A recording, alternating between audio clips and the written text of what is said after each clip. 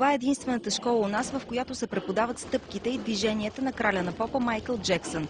Учител е Федя Райчев, танцор на класически и модерен балет и най-добрият имитатор на Майкъл у нас. В момента вълната е огромна, много хора искат да се научат да танцуват като него.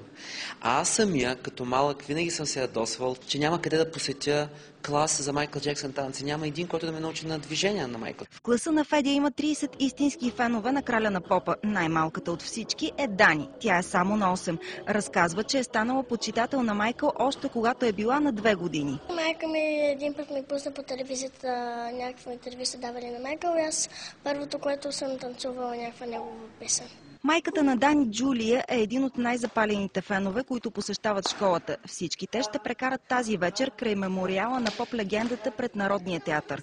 София е част от инициативата "Света плаче", посветена на годишнината от смъртта на Майкъл. Ще наредим голям силует на Майкъл от близо 1000 свещи, който птичи поглед да може да се вижда.